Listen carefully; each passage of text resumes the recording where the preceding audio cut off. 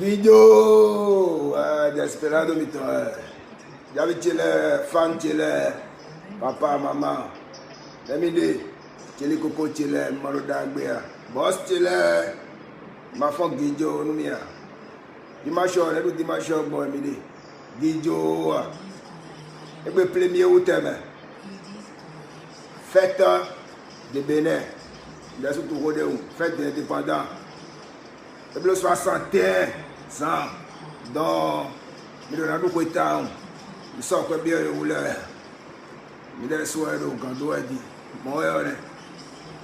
Et nous, il a planté, beau filet, a planté ma soeur, bien, a planté taille, par le filet, bon, quand les gars ont beau dans son plan, bon, gars, bon, gars, il y a une libération, on est à bon. Et donc, on a quand on met dans les bibles, on a pas, on a baïta, on a CV, on a noir. Ben, on a un cadeau pour pouvoir jouer. Donc, maybe we may know, tu vois, c'est anniversaire, non, Bénin, Guido.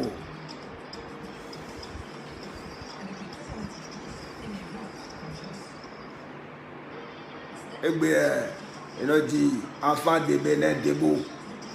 Secrétaire de l'aide de Bono et de Gaoula me dit que il dit enfant de Bénin debout, Tijoloto, est-ce que n'a si peu ou nous a dit que ma diaz on a bledo et me a soumis tout le monde avait dit que Gaoula me dit azora bledo me gege secrétaire gege akọ̀wé gege pẹ̀lú black vest cravate lebi chogacho et m'a dit enfant de Bénin debout Guido Desperado Mito disait dit kita na no hemra dit il dit l'autre, nous coûte du saton bleu, Guido, Matefo. Mais de malheur, qui t'ont venu à bleu, bien, parce que, mais des boutons, il déjà on sort, raison pour y fort, et on regarde, on a bala, on a du folie.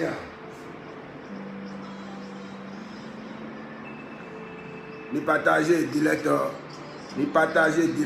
tu m'as tout flot. Guido, Desperado Mito.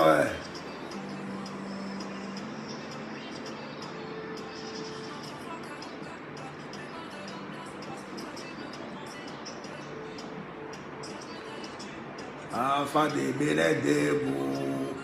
Mais il dit ici dia. Yesi pe wa. Écrivain les. Moi étudiant chez le ça. Écrivain les. Professeur de français là. Bon, et donc là, il m'a laissé une photo. Il a deux vestes. Il a dit, Benoumi Bernardo, français B, Gigode là, Orlando, Page Tchédier. Nous m'avons donné, nous l'avons dit, quand il n'a pas compris, il n'a pas parlé beaucoup. Maman, j'habite dans le Rogueguer. Ils sont morts. Ndo crip blow bon awude lo we bo ko ga mbule ko boazi bo ko mbule we gbe se le me ko plumo blo le domité wa echeji owe bondo bo pas policier là que mina ho to mi là que ina ka quitter là ko be ko tuyo te ka chero nu kumbe aji pas policier jagba mi ko pas policier. Moi, je suis là, j'étais si moto avec. Nous ferons Escobar, Manaja, et nous ferons. Bon, fan, j'habite là, mais laisse-moi te rôder. Le fil de boudé, moi, concert de Boudio. Escobar, Manaja, nous ferons. Staff, mes complots, mais nous avons hamilé. Et tellement longtemps, il y a des sous-noms, nous ferons. Pourquoi? Mais tout le monde. Oh, pour avoir le moto avec bien, moto aussi. Bon, tête où ils sont quand même à dire moto coin. Message, WhatsApp, na Facebook, J. Et dans le bi, ma dotane, ma seule voix c'est d'autant pour les concentrer nous, vous rendre. Est-ce que vous comprenez d'habitude?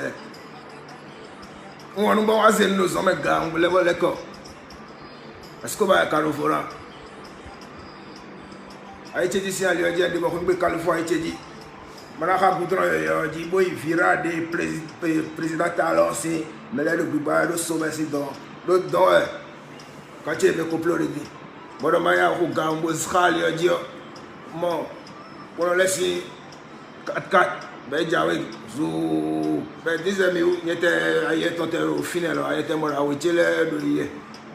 Et non ça de pour mo qui n'entend là, ben le scellé, il était que le corps tout bien. Bon, scellé, Gaundo Escobar, il n'a qu'à sceller, chef l'air. Bon, moi, toi, c'est vraiment le bureau, à Djou. Escobar, a un permis de tuer, un permis de tuer, vous avez bon, vous boitez, vous avez moto aussi, vous m'allez, vous avez Escobar, si, permis de, le chef. Bon, pas policier, les sous-possibles. Bon, pour me les motos, mais là. D'ailleurs, les marqués d'Estelado, il a dit, il n'a pas connu moi. Que lui, là, qui? Il a apporté quoi? Pas policier. Moi, il a top béton. Escobar, il a artiste de top béton d'Estelado. Policier, de Wadjenkon. Quand on m'a dit que papa policier est sur le titi menu papa mon papa est gagné de nier toi et le titi menu papa policier il a artiste non moi il n'a pas connaît lui il a oui là il ton gang oui mal ou bien mon toi bon hier soir on a jeté bon c'est portable c'est quoi bon tout le marché papa policier donc YouTube dit tu la YouTube dit quoi. C'est vrai que papa policier n'a gomatoumé. Donc papa est un gomatoumé. Il y a cassé d'autres tabassi, une thèse de fifassi, moi. Il a été osé portable. Maintenant, papa policier, moi, il a artiste d'Espelado, top béton. Et il a dit, YouTube dit, il faut faire pour pas avoir béné. C'est comme ça il a fait, moi, un blond. Bon, le crypte, le YouTube dit, pour le télé. Il a papa policier. Pas policier, il a quitté là. Moi, je ne pas connaître toi. Il n'a qu'à venir sur le commissariat. On ne va pas policier. Est-ce que vous moto aussi, vous m'avez l'air, il a dit, le papier il est à Djou. Bon, chef de moto, oui, le papier il est à Djou. Mais ok, moi, il n'a pas connaître toi. Il n'a qu'à venir sur le commissariat pour le papier. Bon, donc, chef. Madame Pou, d'un cas au c'est mis dans les fantiers, non, moi, d'espérer de temps, et non, il non, pas de bonne nuit, mais puis qu'on note, bon, mais là, qu'on finit quoi, bon, nous faut ça, nous pas policier, moi, il a d'espérer d'eau, fidèle, qu'on bien, nous avons beaucoup pas, c'est quoi, si il n'a pas quitté là, que bien, bateau, nous dit, gars, bon, pas policier, nous avons des micros fantiers, ici, nous, et vivre. Fidèle Tchaki du père de l'heure. Non, nous avons pour le fan de l'embissine comme le fil de Semi-Jano, Figalater, mais des notables. Et même puis, deux sous-bois de Bois d'Espelado, nous avons mis le poteau et via. Nous et quand c'est dit, bon, on a balancé direct, mais bon, nous, dit, on a les fans de l'eau, il met beaucoup d'air. Donc, moi, et non, bleu, sort, et non, Espelado, il a fait le bleu. Il a dit, bon, il y a un bleu trésor pour nous pour nous réveiller. Et il y a un lancé direct. Nous donnons les données de papa policier. Nous, quelqu'un, mais sinon, on a lancé direct. Tout ce qui dit, on peut bon. Toi, bien, mon ouïe dit, bon, lancé direct, papa direct, lancé direct, je suis direct, beaucoup de. Vous finissez carrément de l'aider parce que ce qui dit est support. Nous m'avons donné nous boire des caractères, nous moi, il a peur. Donc, pour qu'on ait sorti, bon, direct, c'est bleu. Escobar, manager pour le fan de pour le coup d'un niveau, pour le petit même niveau de que Desperado. Bon, papa va comprendre. Mais le moteur pour le coup de cette donnée, que moi, je ne pas portable tout. Bon, chaque imita, des demi j'avais compté bon. Il m'a y a le caractère il y a volé la vidéo. Nous mais fini mort. D'ailleurs que mais oui les mains, il y a le déo. Et maintenant il y a le demi quoi. Bon, papa quand le corps. Ou bien mon tout le monde. Est-ce que je comprends, mais il n'a pas besoin. Il a besoin de les bières. Bon, au traditeur, et fesse non de l'air. Accord de l'air. Et dans le commentaire, bleu Facebook, tu dit, quand il n'a pas connu le soir, pourquoi il a parlé. Et et non, donc, rien, moi. Et ouais, bon, mais il y a des là, de temps, nos filles, non, bah, mais les synchro, non, protéger, de dit, et ouais, on doit y aller, moto, tu me vois, match les binois, doit jouer. Ben, voilà, on va me citer pour nous réveiller. Parce que, moi, il a trop de jaloux dans le game. Trop de jaloux. Nous avons musique qui est bleue. Nous, non, dame, est-ce que nous avons connecté la vidéo, la page Djedia? Est-ce que nous avons assemblé des tomates au clip les bleus? Attendez, tous les jours, moi, ils sont dans les voitures pour faire le aller-retour. Là, il conseil de sous on entend. Kabi naï de journaliste là, kabi naï studio, je me complot, moi wazo, et le bi, tandis à Tcho, c'est 2018 donc le Kokaraïfi, le agra d'Ipareja, si on a un guédon, mais bon, à bien fond, moi tout le monde, bah attends, bon, il y a un bilan pour un petit frère. Et toi, ben, Desperado, maintenant, le moto, tu es 6 mais elle est bien, bon, tant si même, bon, ma j'ai caravi, mais deux studios, chez les mécopleurs, le caravi, Tofi, bon, essence, elle est bien, elle a les deux nommés. Et elle est bon, caravi. Dès qu'un fils, 2018, j'habite là, Desmi dormi. Azonabi est même Desperado, mi tombe, et tu as été en combo que tu as dit, bon, artiste bleu, stable, bleu, que tu as combo hier. Kabi Azonabi, mi momi, no, lui, mais pour qu'elle ait un combo, bon, ça dit, Kabi Azonabi, mi momi, bon, on va dire, le bar de mes samedi, donc il conseille à boire à Hanoué. Donc, Cotonou, mais, de fil debout, de bon, fil debout, mi donne mi. Moi, il a connaît trop, mon droit. Donc, nos filles, on sait vraiment, mais, Haïti, bon, mais, pour c'est vraiment l'air. Mais c'est mal pour le rôle était ben non dormi donc il y a des sous non donc il y a un temps de l'air noir le veille bon donc nous les même dans bloc nous m'ont mis tête ben nous sommes pas tant pour ouais il a fait travail d'équipe donc il y a donné il y a pour le banane du noir moi ouais nous temps pour le cas étant le pour c'est que dans les concerts, dans les émissions, quand il y a un rendez-vous, quand il y a un rendez-vous, sinon, après, on est là, nous avons bien monté de vous-même. Moi, on est. Bon, Dieu, nous ne pouvons pas policier au dormi. Le tabac, donc, moi, il n'y a pas vous, fils de Ophidion, il a peur des familles. Il a peur des familles. Nous, mais de votre moto parce que tout le monde, de votre moto n'a pas connaît le nous comment Desperado. Mais tant le moto parce que mais pour la zone elle est bien. Et quand on touille, non, quand il a le travail, il a connaît lui et dans le loin, ben soit le domaine mais non à le et ouais son bon et forcé quand on minaï à quoi mais nous ayons mon flavo, cabine maintenant bon et va balayer. Masi on carrette en continue non quand il a dans le voiture ni on do carrette en coin tomber moi moi j'ai quand on compte mais oui mais tout le tomber fi si vous êtes une Desperado bon temps beton est-ce que mon bon temps sans carrette en coin dédé beton là le moto hami ben à tout mia Masi foi non do carita no sisi carita avec un photo nous content de Joro Benin bon mais koko mi ton le pon de bota photo de pour le bi mo ene nous no wel waya ya 27 décembre carita bo carita bo vilelo ya kunta le ruya même bodo yiwe mi mo ye mi no te kwa ni we si.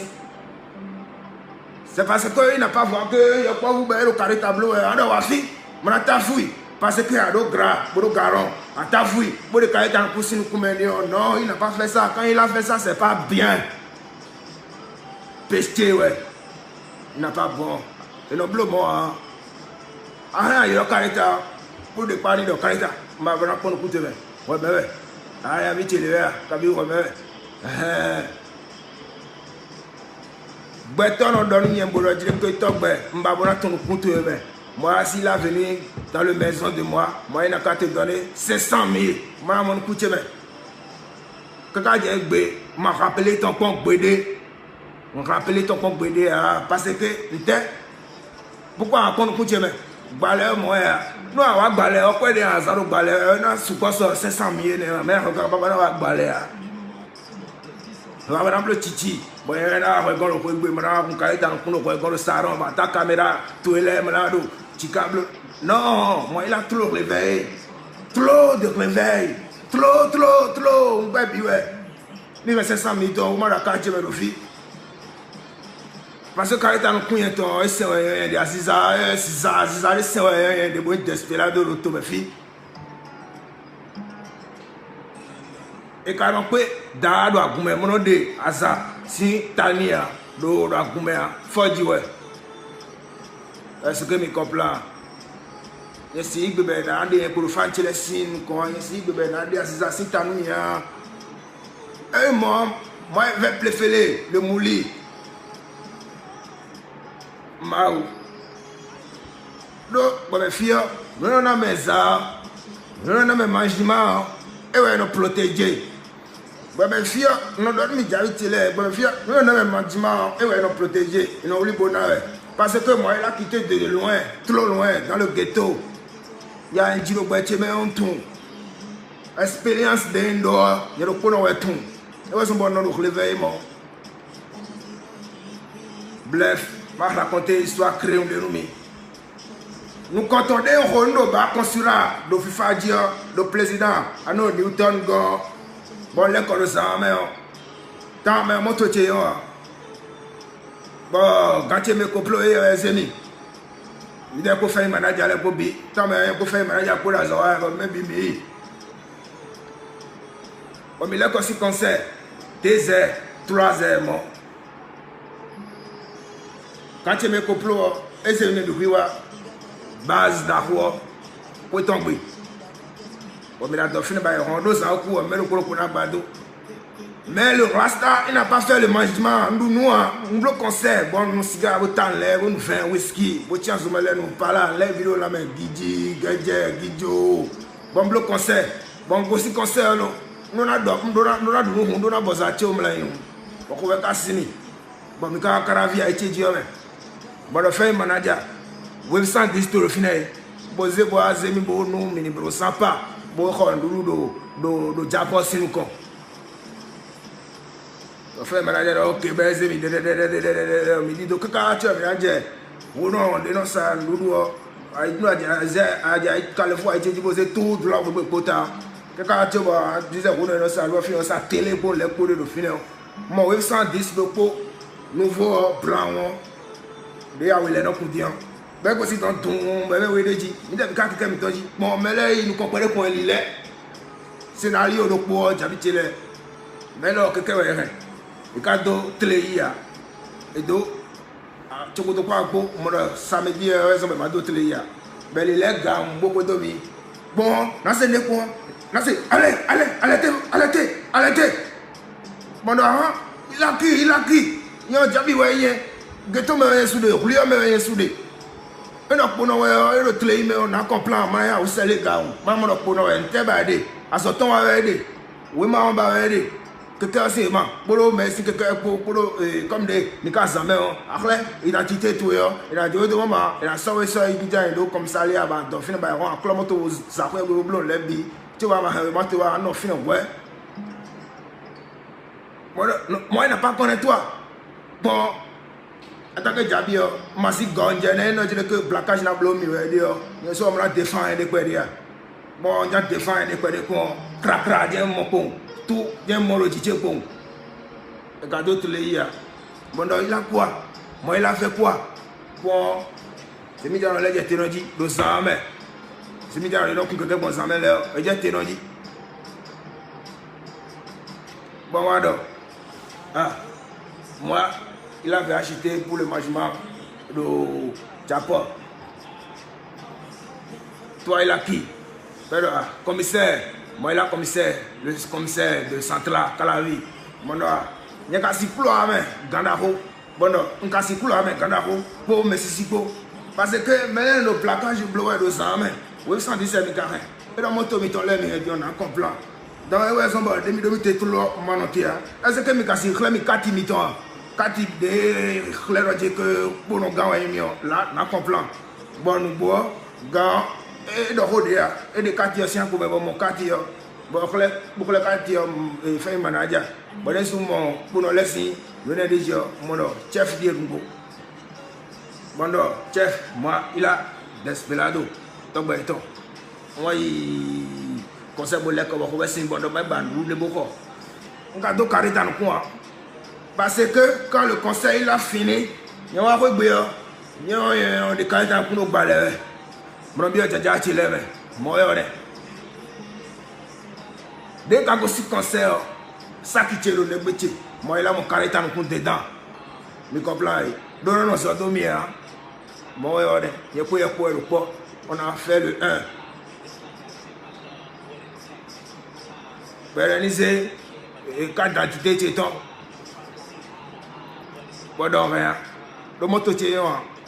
Du moto est pour se dominer à l'idée. Bon, Dieu, oui, ma carte d'identité téton, les bien. Dieu, dodo, moto, ouais.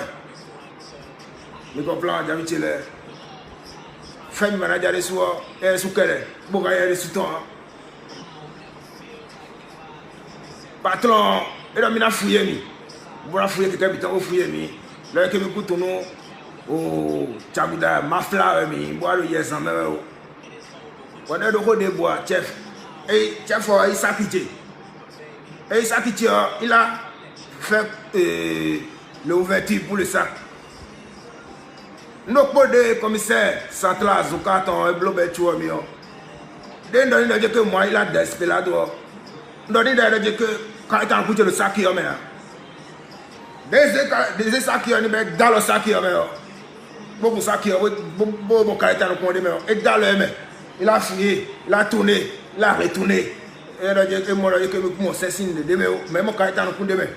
Et il a un combo, c'est maintenant le lève, qu'on a tiré le sang, mais nous pouvons les bloquer tout et des caractères dans le temps. Nous pouvons nous combattre dans le câble, dans le chakimi. Bon, il nous a oublié mon couillon, nous avons oublié des heures de débat, nous avons dit que nous avons oublié des heures. Donc, quand il est en coin, non, non, dès qu'il déboire, il a mon vie compris. Il peut y avoir les webinés. Mais quand il est temps, pour les beaucoup, pour les tout ça qui ont, pour ce ça qui ont, pour les ça qui tiennent. Mais là, il a connu fleur.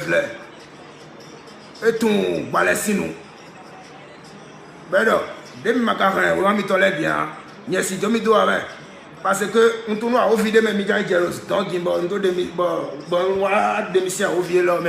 Mais les marins mis en l'air. Si je me dois. Parce que qu'est-ce qu'il y a vraiment montre que ouais, Desperado, des localités nous bon, nous de bois, président. Bon, nous finissons. Et il y a des téléphones. Ben, c'est bâché, ouais. Bon, mais les podos, commissaire central posant. Et non, il n'a qu'à mériter lui. Il n'a qu'à mériter lui. Il n'a qu'à dire, il n'a qu'à il a moto diarrhée. Il n'a qu'à besoin de bon dire, il a mon scène de bout de comptier. Mais quand on fait il a mérité lui. Il a mérité lui. Bon, commissaire, non. Il a moto avec. Il n'a qu'à aller reposer là-bas. Bon, il a de bois, chef. Bon, bien moto, mais en tant que Desperado, j'habite les. Mais non, bon, il a de circulation, mais là, si on va voir le bin minofia, sinon, on ne trouve pas sous là parce qu'il y a un béton, on est dans l'eau, et de leur raconter, ouais. Bon, bien moto, mais il a assoit. Donc, on a dit, il a parti. Bon, tout le a déjà dit, moi, il n'a pas peur. Il y a trop de blonde, et c'est mis ça, il donne, ça, mais. V'là. Et là, dès que vous avez mis quand même au souvent, dès que vous avez dans mon commissaire et tout va arrêter. Au nord, mais là, dès qu'il n'a pas fait bleu. Bon, il finit un zémi, il doit faire le commun. Cabo, Guido, bon, DJ, pour le faire, manager, pour le finir.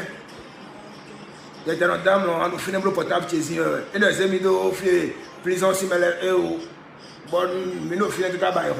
Moi, il a appelé. Nos petits frères, qui t'ont dit. Et deux amis qui ont gagné, avant, moto qui ont filé les bons, mais quand ils sont les nazis, ils me l'ont blessé.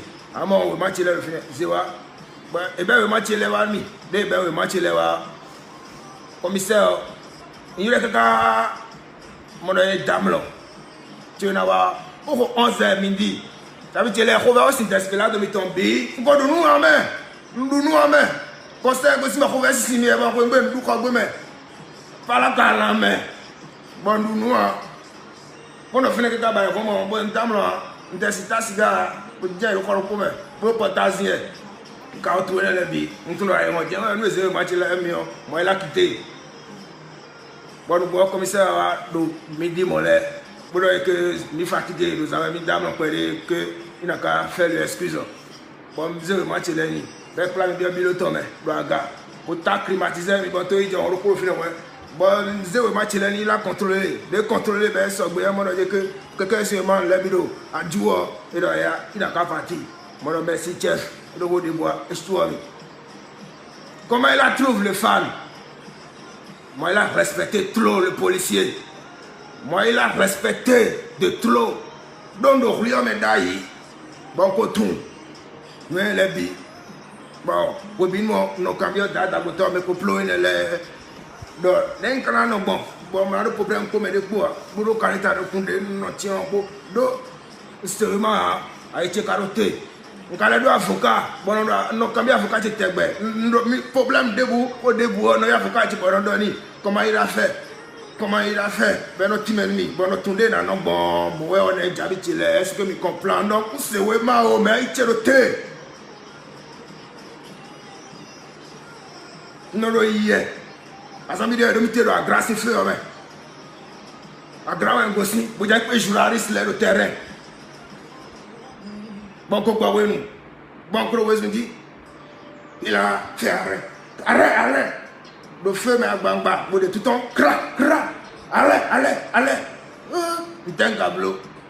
Est-ce que quand on Desperado moto avec un commun et tout, mais nous cambions pourquoi un homme il y a le Desperado.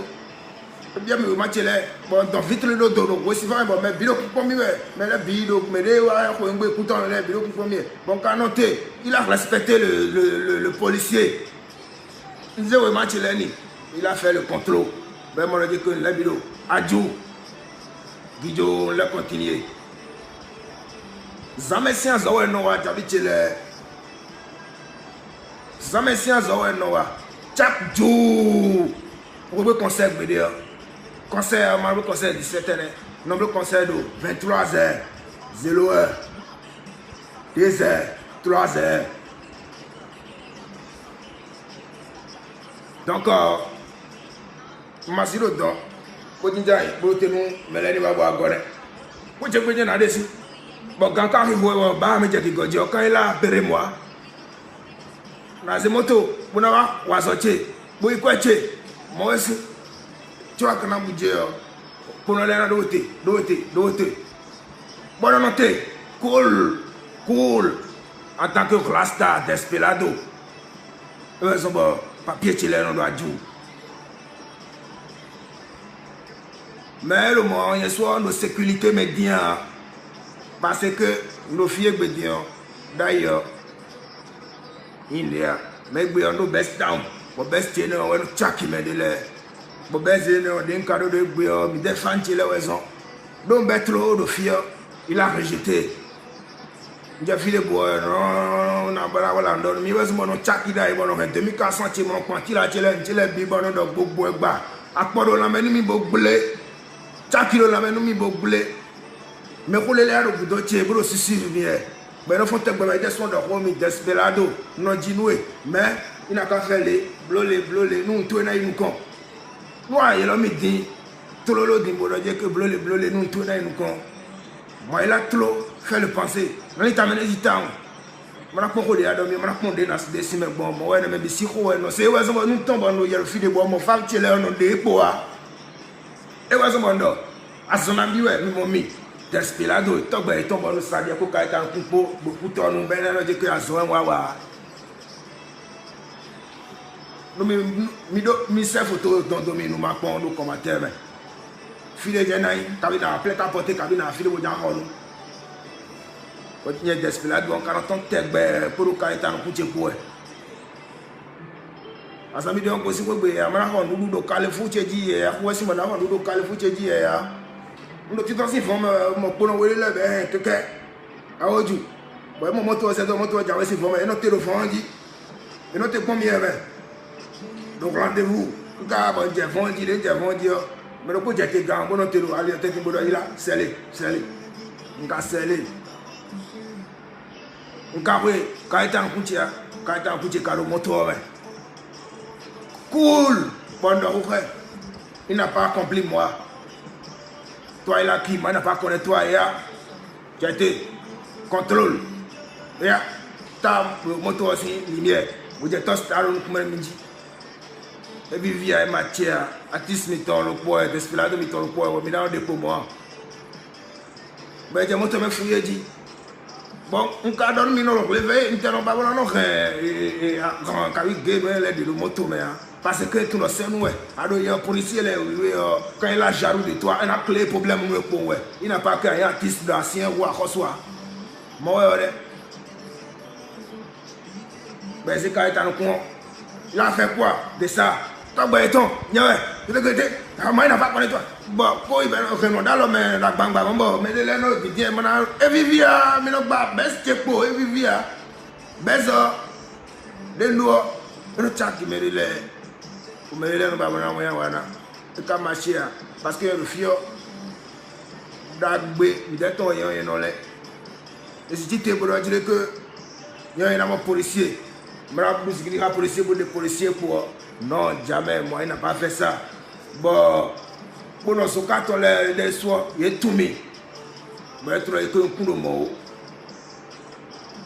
pour pas policier je dois bien tout même mieux et tchakele et tout nous faut nous si ouais immédiat et tout nous mais tchakata quoi faut nous si ouais et qu'on doit tout là maintenant tout même mieux ben ouais mine quitter mes temps au boubia quitter mes temps au boubia a retourner nous beto alors tu n'as bien comme gam a retourner nous beto maintenant ren mara comme a retourner nous beto mais na jai au frère qu'on conway elle est bien koba parce que bon on lever si vous voulez pour que tu aies des problèmes comme ça là mais là mon cousin va le dilette mon blé là de rôle de mais là de chaque fois mon arme des zones est-ce que tu comprends